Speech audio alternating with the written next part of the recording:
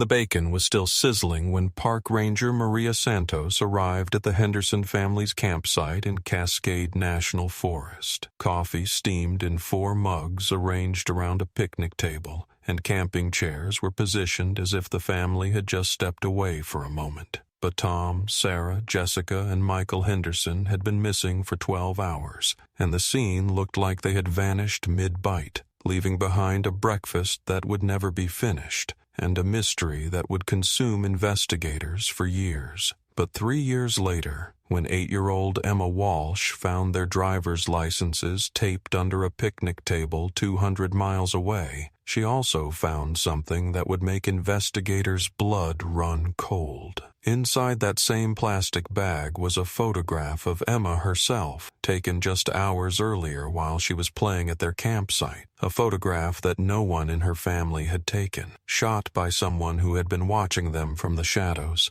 Someone who wanted them to know that the Henderson family's nightmare was far from over. Tom Henderson had planned everything perfectly. That was just who he was. The kind of dad who made color-coded packing lists and checked weather forecasts 3 times a day before any camping trip. At 42, he had turned family camping into an art form, and his wife Sarah absolutely loved him for it. "You know he's already packed emergency snacks for our emergency snacks, right?" Sarah would joke to her friends, but there was real pride in her voice. She was 39, a pediatric nurse who saw enough chaos at work to appreciate having a husband who brought order to their family adventures. Their kids, Jessica and Michael, were 16 and 14, old enough to appreciate the wilderness but young enough to still think their dad was cool for knowing how to start a fire in the rain. The Henderson family had been coming to Cascade National Forest every summer for 7 years, always booking the same remote campsite, Site 47. Site 47 wasn't easy to reach. It required a 45-minute hike through dense pine forest, carrying everything they needed for 6 days. But that's exactly why the Hendersons loved it. No RVs, no generators, no crowds, just their family and the mountains. On June 11th, 2019, they loaded up their Honda Pilot for what should have been their best trip yet. Tom had upgraded their gear. New sleeping bags, a better camp stove, even a satellite communicator that could send messages from anywhere in the wilderness. "Just in case," he told Sarah as he demonstrated how it worked, "though we'll never need it." The drive to Cascade National Forest took 4 hours from their home in Denver, and they made all their usual stops. Gas in Steamboat Springs, where Sarah took their traditional family photo with the mountains in the background. Everyone was smiling. Everyone looked excited. They arrived at the park's main gate at 3:17 p.m. and checked in with the rangers. Tom signed all the paperwork, reviewed the safety briefings, and asked his usual detailed questions about trail conditions and wildlife activity. The ranger on duty, Maria Santos, would later remember thinking how well prepared they seemed. By 5:30 p.m., they had hiked to Site 47 and were setting up camp. Tom and Michael worked together to pitch the family tent while Sarah and Jessica organized their cooking supplies. Everything went exactly according to Tom's detailed camping checklist. As the sun set through the pine trees, they cooked dinner over their campfire. Nothing fancy, just hot dogs and beans, but it tasted perfect in the mountain air. Jessica took photos of the sunset. Michael collected interesting rocks he wanted to show his geology teacher. Sarah read a book by headlamp while Tom studied his topographical maps for the next day's hike. At 9:23 p.m., Tom used his new satellite communicator to send a message to Sarah's brother back in Denver. "All good. Weather perfect. Kids happy. Love this place." The message went through without any problems. Everything was working exactly as it should. They played cards by lantern light until about 10:30, then settled into their sleeping bags. The temperature was perfect. Cool enough for comfortable sleeping, but not cold enough to need extra blankets. Tom did his usual dad check of the campsite, making sure the fire was properly extinguished and all their food was secured in bear-proof containers. "Best camping weather we've ever had," he told Sarah as they zipped up their tent. They had no idea it would be their last normal conversation. Maria Santos had been a park ranger for 15 years, and she knew the rhythm of Cascade National Forest like her own heartbeat. She started her morning patrol at 6:15 a.m., following the same route she walked every day, checking on the campers in the remote sections of the park. Site 47 was always one of her first stops. The families who booked that particular campsite tended to be experienced and responsible, but Santos made it a point to check on everyone, especially when children were involved. As she approached the Henderson campsite, she expected to see the usual morning camping scene, maybe someone already up making coffee, or at least movement inside the tent as the family started their day. Instead, she saw something that made her stop walking. The campsite looked perfect. Too perfect. 4 mugs sat on the picnic table, steam still rising from the coffee inside. A cast iron pan on the camp stove held strips of bacon that were still warm, still sizzling softly. 4 camping chairs were arranged around a fire ring that contained glowing embers from a fire that couldn't have been out for more than an hour. But there were no people. Santos called out a greeting, thinking maybe the family had stepped away to use the bathroom facilities or gone for an early morning walk. Her voice echoed through the pine trees, but no one answered. She waited. Rangers learned to be patient, to not jump to conclusions. Families sometimes wander away from their campsites for any number of innocent reasons. But as she looked more closely at the scene, details began to bother her. The coffee was fresh, hot enough that she could see steam rising from all 4 mugs. The bacon was cooked but not burned, as if someone had been standing there watching it just minutes ago. 4 plates were set out on the table, along with silverware and napkins. It looked like a family had been interrupted in the middle of preparing breakfast and had simply vanished. Santos checked inside their tent. 4 sleeping bags were unzipped and pushed aside, the way they would look if people had gotten up normally. Personal belongings were neatly organized throughout the tent. Clothes, toiletries, books, electronics. Nothing appeared to be missing, and there were no signs of any struggle. Their Honda Pilot was parked in the same spot where they'd left it the day before, locked and undisturbed. But the Henderson family was gone. Santos had seen missing persons cases before, but this was different. When people disappear from campsites, they usually leave behind some clue about where they went or what happened. A note, footprints, obvious signs that they packed quickly and left. The Henderson family had left behind a breakfast that was still cooking and coffee that was still hot. Whatever had happened to them had happened very, very recently, and they had vanished without leaving a single trace of where they had gone. Santos radioed back to the ranger station, her voice steady but concerned.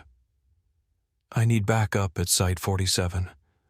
We have a possible missing family situation, and something about this doesn't feel right." She had no idea she was looking at the beginning of one of the most baffling disappearances in National Park Service history. A mystery that would consume investigators for years, generate dozens of theories, and ultimately reveal a truth more disturbing than anyone could have imagined. Within an hour, Site 47 was crawling with park rangers. Supervisor John Martinez arrived first, took one look at the still warm breakfast, and immediately called for backup. This wasn't a case of campers who had wandered off the trail and gotten lost. This was something else entirely. In 20 years of search and rescue, Martinez would later tell investigators, "I've never seen anything like this. It's like the family just evaporated." Captain James Wright, the park's head of search and rescue, arrived by helicopter at 2 p.m. Wright was a former military man who had coordinated searches for missing persons in some of the most challenging terrain in North America. He was known for his calm, methodical approach to complex cases. But when he saw the Henderson campsite, even Wright was shaken. The coffee was still warm. 4 hours after Ranger Santos had first discovered the empty campsite, Tom Henderson's coffee mug was still too hot to hold comfortably. Wright had seen families abandon campsites before, usually because of weather, medical emergencies, or simple changes of plans. But abandoned campsites didn't have fresh coffee sitting on the table. Fresh coffee meant the family had been there very recently. Recent enough that Wright began to wonder if they were still somewhere nearby, watching. Wright organized his search teams into a grid pattern, covering every trail and off-trail area within a 5-mile radius of Site 47. Teams of 2 rangers each spread out through the forest, calling the Henderson family's names and listening for any response. The forest remained silent. But as the search expanded, Wright's teams began to find things that made the mystery even deeper. At 4:30 p.m., a search team working the trail between Site 47 and the main parking area made a discovery that changed everything. Halfway along the trail, they found a set of fresh footprints in a muddy section of path. 4 sets of prints. 2 adults, 2 children. All wearing the same type of hiking boots that the Henderson family had been wearing when they checked in with rangers the day before. But here's what made no sense. The footprints were heading away from Site 47, toward the parking area. And according to the moisture level in the mud and the way the edges of the prints had started to dry, they had been made sometime in the last 6 hours. That meant the Henderson family had walked past this spot sometime after their breakfast had been abandoned. They had left their coffee and bacon cooking on the stove, walked away from their campsite, and headed toward the parking lot, but their car was still parked exactly where they had left it. Wright stared at those footprints for a long time, trying to make sense of what he was seeing. If the family had walked toward the parking area, where had they gone when they got there? Their vehicle was locked and undisturbed. There were no other cars missing from the lot, and there was no public transportation within 50 miles of Cascade National Forest. The footprints created more questions than answers, but they also gave Wright something he hadn't had before: proof that the Henderson family was alive and moving under their own power as recently as 6 hours ago. The search continued until dark, then resumed at dawn the next day with additional teams brought in from neighboring counties. Helicopters equipped with thermal imaging equipment flew grid patterns over hundreds of square miles of wilderness. Ground teams with search dogs combed through areas where the family might have sought shelter. They found nothing. On the second day of the search, a man named David Morrison arrived at the park's command center. Morrison was Sarah Henderson's brother, and he had driven straight through from Denver after Tom had failed to check in with their daily satellite message. Morrison knew his sister's family better than anyone, and what he told Captain Wright changed the entire focus of the search. Tom would never leave their campsite without securing everything first, Morrison explained. He's obsessive about it.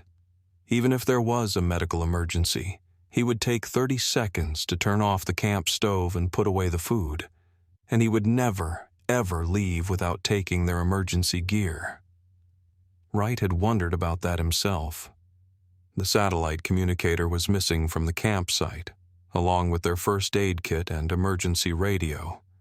But other valuable items, cameras, electronics, cash, had been left behind. "It's like they knew they were coming back," Morrison continued. "They took only what they needed for a short trip away from camp. But then they never returned." Morrison's insights led to a new theory. Maybe the Henderson family hadn't disappeared. Maybe they were hiding. But hiding from what? That question would be answered in the most disturbing way possible when search teams found the first piece of evidence that the Henderson family was trying to communicate with the outside world. On the fourth day of the search, a team working near Cascade Lake found Tom Henderson's wallet wedged between two rocks near the water's edge. The wallet was in perfect condition. No water damage, no dirt. No signs that it had been exposed to the elements. Inside, everything was exactly as it should be. Driver's license, credit cards, family photos, and $127 in cash. Nothing was missing. But the wallet raised more questions than it answered. Cascade Lake was 8 miles from the Henderson family's campsite, in a direction that made no sense if they were trying to reach help or return to their car. The area around the lake was difficult terrain, accessible only by unmarked trails that required local knowledge to navigate. Most disturbing of all was the condition of the wallet. The search area had experienced heavy rain on 2 of the previous 3 days. Anything left outdoors should have been soaking wet. But Tom Henderson's wallet was completely dry. That meant someone had placed it by the lake very recently, possibly within the last 24 hours. Captain Wright stared at the wallet in his hand and felt a chill run down his spine. For the first time since the search began, he was certain that the Henderson family was still alive somewhere in the wilderness. But if they were alive, why were they hiding? And why were they leaving clues in places where only search teams would find them? The answer to those questions would prove to be more terrifying than Wright could have imagined. Because the Henderson family wasn't just hiding from something in the wilderness. They were hiding from something that was hunting them.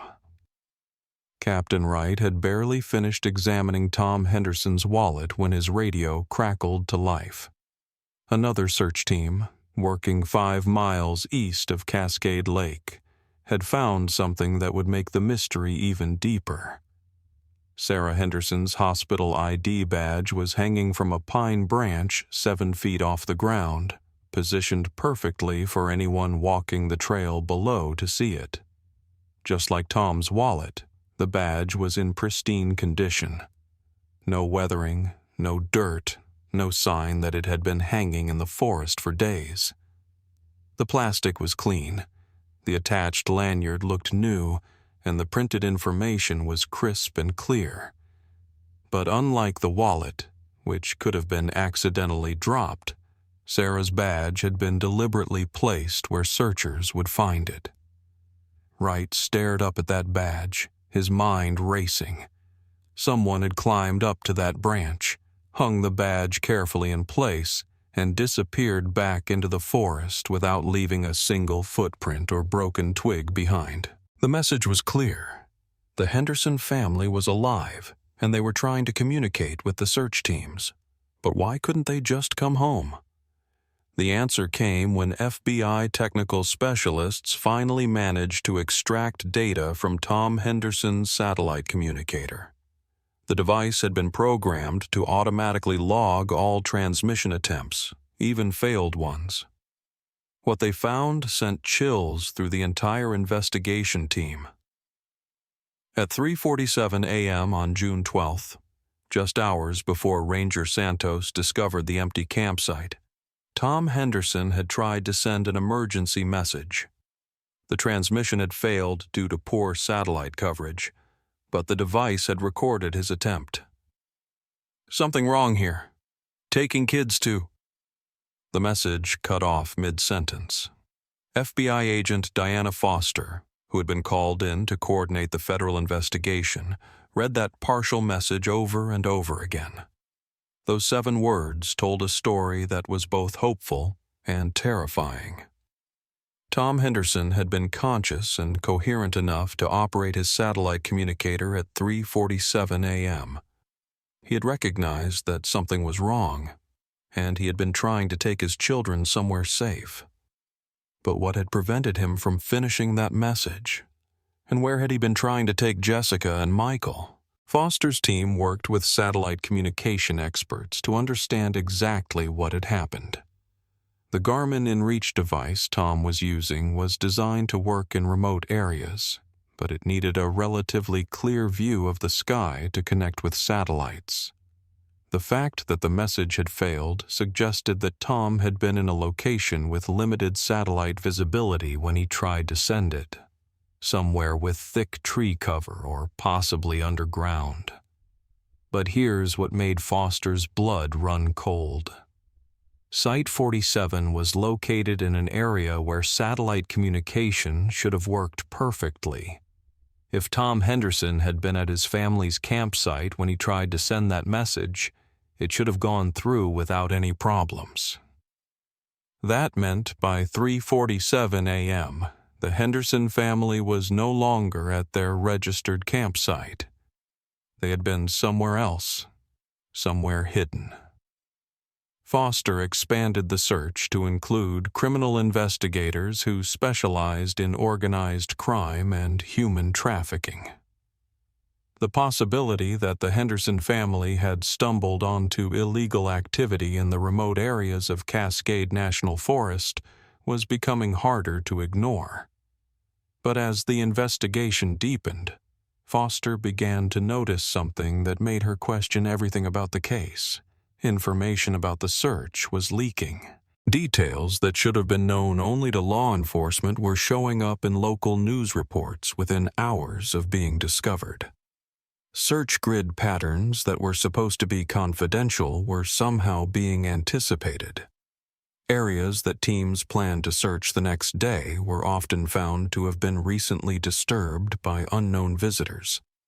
It was as if someone with access to the investigation was passing information to outside parties. Foster started conducting her most sensitive meetings in secure locations, sharing crucial details only with a handful of trusted agents. But even then, information continued to leak. The realization was terrifying. If Tom Henderson's fears about being watched were justified, then the people he was hiding from had infiltrated the very law enforcement agencies that were trying to find him. The massive search operation for the Henderson family gradually scaled down over the following weeks. Teams had covered more than 500 square miles of wilderness, interviewed hundreds of potential witnesses, and followed up on dozens of reported sightings from across the country. Every lead led nowhere. The case was reclassified as a cold missing persons investigation, with Agent Foster remaining as the primary investigator. The Henderson family's campsite was reopened to other visitors. Their car was eventually returned to Sarah's brother, David Morrison, who stored their abandoned camping gear in his garage. Foster continued to investigate every reported sighting, every potential lead, every anonymous tip that came in through the FBI's tip line. But as months turned into years, even she began to lose hope that the Henderson family would ever be found alive. The case generated significant media attention and spawned dozens of theories on social media. Some people believed the family had staged their own disappearance. Others suspected they had encountered criminal activity in the wilderness. The most persistent theory was that they had witnessed something that put them in danger and were being hunted by people who wanted to silence them. But theories don't bring missing people home. By the 3rd anniversary of their disappearance, The Henderson family had become another unsolved mystery, filed away with the thousands of other people who vanish into the American wilderness every year. David Morrison organized annual search expeditions and maintained a website dedicated to finding his sister's family. But even his determination began to fade as the years passed without any credible sightings or evidence. The Henderson family had simply vanished into the mountains, leaving behind only questions and the lingering smell of that breakfast that was never finished. But they weren't gone. They were closer than anyone realized, watching and waiting for their chance to finally tell the truth about what had happened to them in Cascade National Forest. And that chance was about to come in the most unexpected way possible. David Walsh just wanted a peaceful family camping trip. His wife Linda had been begging him to take a break from his obsession with true crime podcasts, and their 8-year-old daughter Emma was excited about her first real camping adventure. Pinewood Campground in Montana seemed perfect, small, quiet, and 200 miles away from anything connected to missing persons cases or unsolved mysteries. On their second morning at the campground, Emma was playing with her favorite toy car when it rolled under their picnic table and disappeared into the tall grass. As she crawled underneath to retrieve it, her small fingers brushed against something unusual attached to the wooden surface. "Daddy!" she called out, her voice muffled from beneath the table. "There's something stuck under here." David crawled under the table beside his daughter and found a plastic bag that had been carefully taped to the underside. The bag was positioned in a spot where it would never be noticed by casual campers, but where someone searching thoroughly would eventually find it. Inside the bag, David found 4 driver's licenses bearing the name Henderson. His hands shook as he examined the licenses. As someone who had followed missing persons cases obsessively, he recognized the names immediately: Tom, Sarah, Jessica, and Michael Henderson. The family that had vanished from Cascade National Forest 3 years earlier. But there was something else in the bag that made David's blood run cold. A photograph of Emma, taken just hours earlier while she had been playing at their campsite. David stared at the photo of his daughter, his mind struggling to process what he was seeing. The image showed Emma building a tower with rocks near their tent, an activity she had been doing the previous afternoon while David and Linda had been setting up camp. But no one in the Walsh family had taken this photograph. The angle of the shot suggested it had been taken from somewhere in the tree line surrounding their campsite. Someone had been watching them from the shadows, close enough to capture detailed images of Emma, careful enough to remain completely undetected. The photograph was recent. The timestamp on the back showed it had been printed less than 24 hours earlier. That meant whoever had taken it was still in the area, still watching. David grabbed his daughter and ran to their car, his hands shaking as he dialed 911.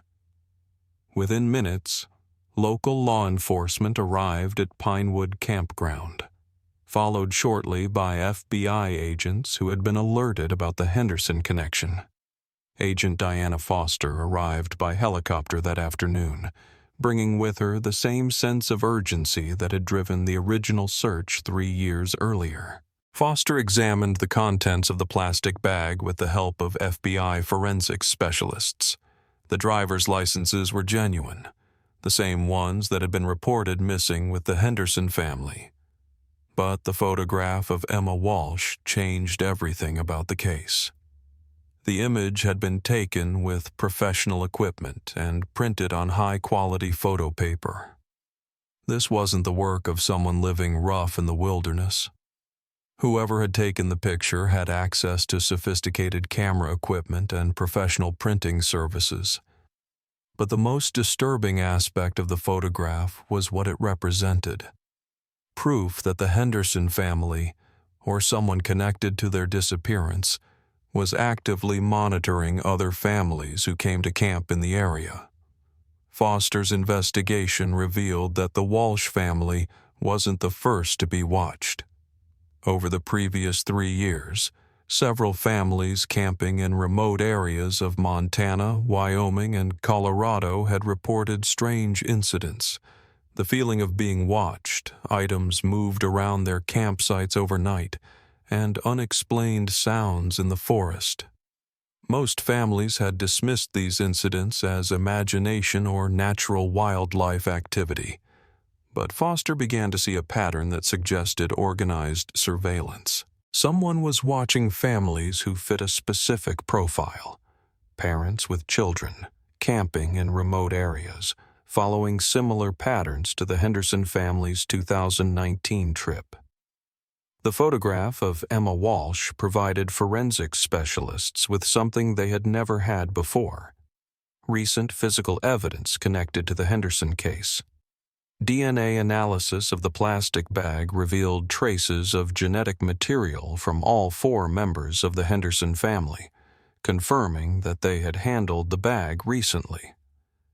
But there was also DNA from at least 2 other unknown individuals. The photograph itself contained embedded metadata that revealed it had been taken with a specific model of professional camera. When FBI agents cross-referenced purchase records for that camera model, they found something shocking. The camera had been purchased with cash at a photography store in Billings, Montana, just 6 months earlier. The store's security footage showed the buyer, a thin, bearded man who bore a strong resemblance to Tom Henderson, but looked like he had aged far more than 3 years. The man had also purchased a portable photo printer, extra batteries, and several memory cards. He had paid in cash and left no other identifying information. But here's what made Foster's investigation take a dramatic turn.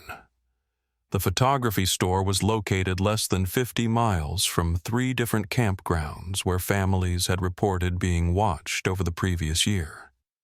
For the first time since the Henderson family had disappeared, Foster felt like she was finally closing in on answers.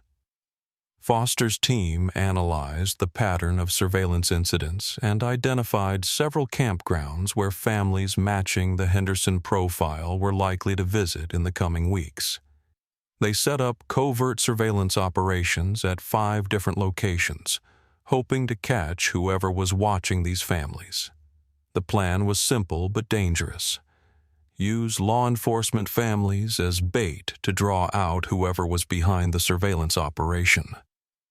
Foster knew it was risky, but the photograph of Emma Walsh had proven that innocent families were already being targeted.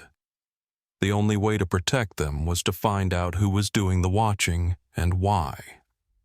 3 days into the surveillance operation, teams at Glacier Ridge Campground reported activity that matched the pattern they were looking for. A family from Denver had checked into a remote campsite, and within hours, observers had detected movement in the tree line surrounding their camp.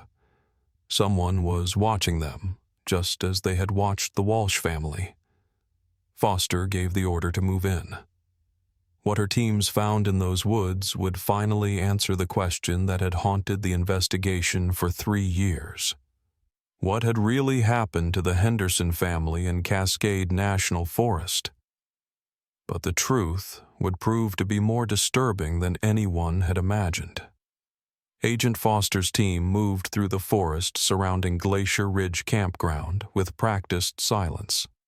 Thermal imaging had detected 2 figures positioned in the tree line, watching the Denver family who had no idea they were being observed. As Foster's agents closed in, one of the watchers seemed to sense their approach. Through her night vision scope, Foster saw a thin, bearded man look directly toward her position, then raise his hands slowly in surrender. It was Tom Henderson. But when Foster's team reached his position, what they found wasn't what anyone had expected. Tom Henderson was alone, malnourished, and clearly terrified. His clothes were worn and dirty, his hair was long and unkempt, and he looked like he had aged a decade in 3 years.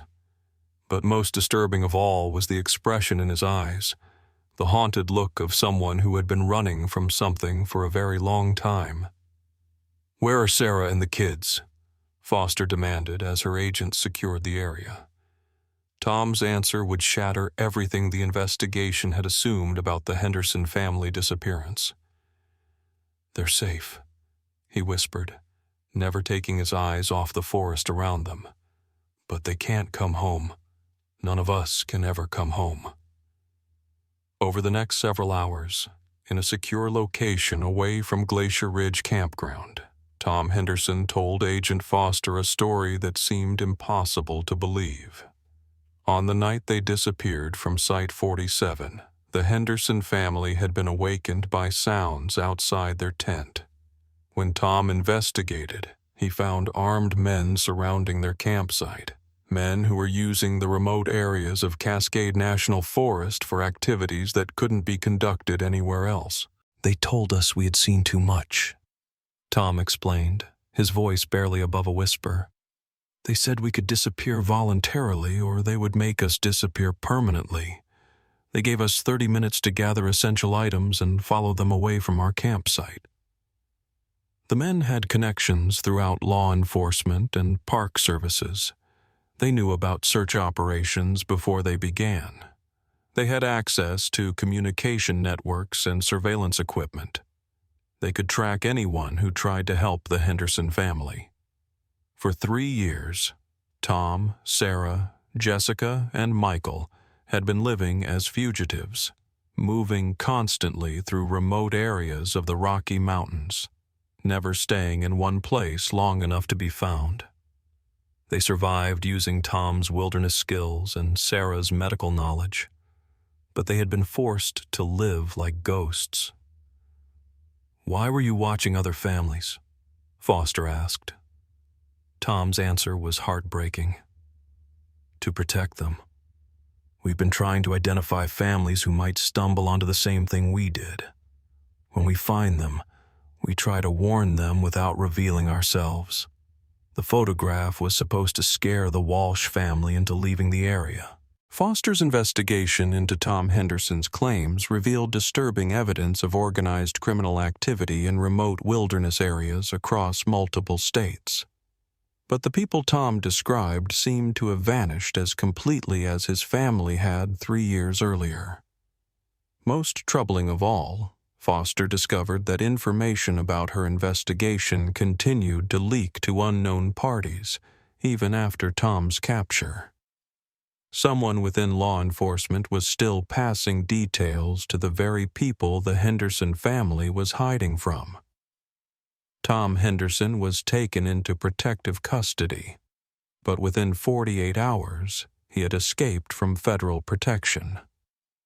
Security cameras showed him walking out of the safe house in the middle of the night, apparently voluntarily. He left behind only a handwritten note. "Some families can't be saved by the system that's supposed to protect them. Stop looking for us. It's too dangerous for everyone." 3 years after their disappearance from Site 47, and despite being found alive, the Henderson family remains missing. They are somewhere in the vast wilderness of the American West, still running from people who want to silence them, still unable to trust the law enforcement agencies that are supposed to help them. Agent Foster continues to investigate, but every lead disappears into the mountains. Every potential breakthrough ends in empty campsites and cold trails. The bacon is no longer sizzling at Site 47 in Cascade National Forest. The coffee has long since grown cold. But somewhere in the wilderness, a family is still running from a breakfast they will never be able to finish. The Henderson family camping cover-up wasn't about hiding their disappearance. It was about hiding the truth of why they can never come home.